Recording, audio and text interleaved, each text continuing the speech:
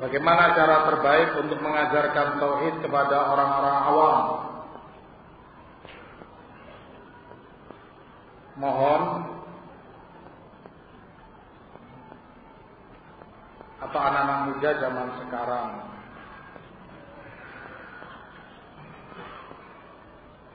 Imam Muhammad pula punya kitab Ta'limul Aqidah lil Awam, pendidikan akidah untuk orang-orang awam. Sangat simpel bahasanya, sangat sederhana, pendidikannya mudah dipahami, bahasa yang lugas, tegas, mendidikkan prinsip-prinsip tauhid. Kalau ditanyakan tujuannya untuk orang-orang awam, itu sangat pantas, sangat cocok. Ta'limul Aqidah lil Awam. Kitab-kitab para ulama yang semacam itu yang diperlukan. Kita ikatkan umat ini dengan para ulamanya, dikembalikan kepada penjelasan dan keterangan-keterangan mereka.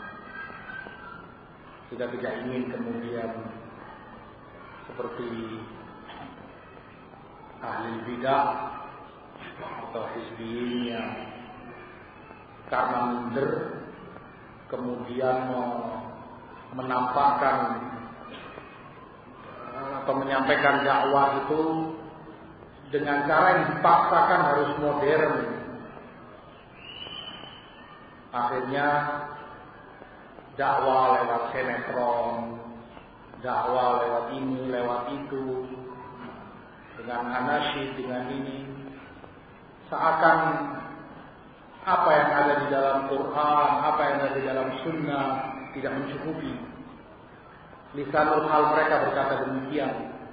Seakan apa yang telah diwariskan oleh para ulama dan para imam tidak cukup dan tidak relevan dengan kondisi umat sekarang. Nggak cocok itu kan zaman barulah, zamannya Siti Nurbaya dulu, sudah modern ya.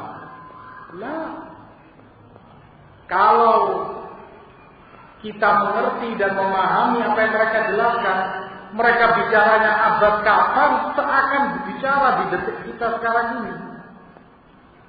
Apa yang dikatakan oleh Syekhul Islam, apa yang dijelaskan oleh Imam Ibnu Qayyim, Imam Muhammad bin Sulaiman, seakan beliau berbicara sekarang ini, persis seakan menyelesaikan permasalahan dan problem yang dihadapi umat sekarang ini.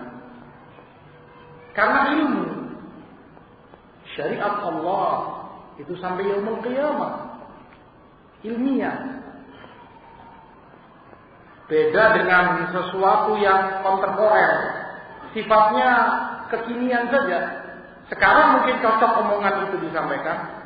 10 tahun saja ke depan, mungkin nggak sampai 10 tahun, sudah berubah. Zamannya sudah berubah, kondisi berubah, bahasanya orang berubah, sudah nggak cocok. Ketika disampaikan di zaman itu sudah dianggap kampungan. Sehingga nggak ada batasnya dan tidak ada gunanya. Atau kemudian dibahasakan gaul. Makanya sekarang muncul kemudian dai berbahasa dengan bahasa yang gaul, karena dia minder menyampaikan ilmu bahasa ilmiah seperti apa yang diterangkan oleh para ulamanya. Miskin, dari yang miskin, dia sendiri alergi dengan syariat, dia sendiri alergi dengan sunnah, dengan apa yang dia dapati dari para ulama.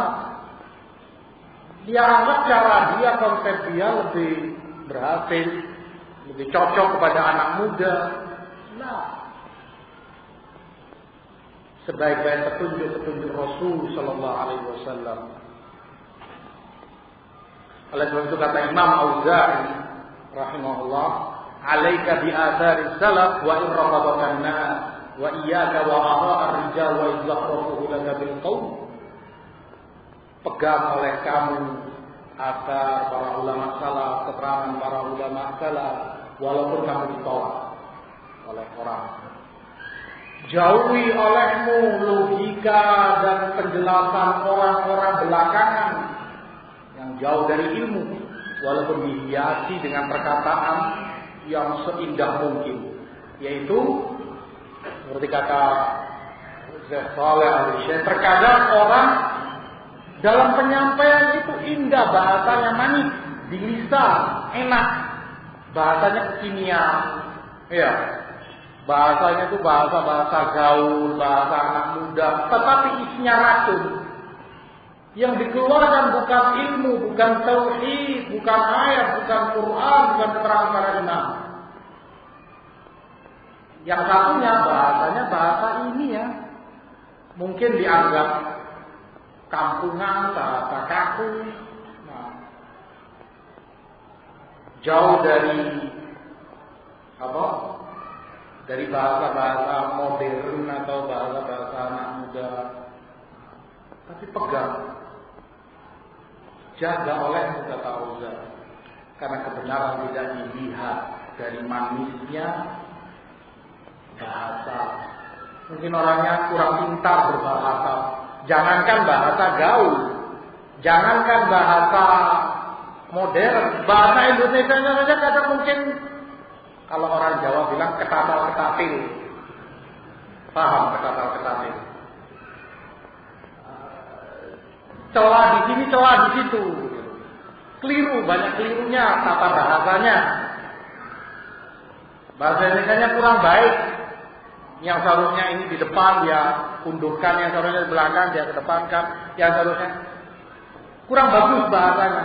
Tetapi yang dia sampaikan hak ilmu, jaga kata Auza'i, pegang dia.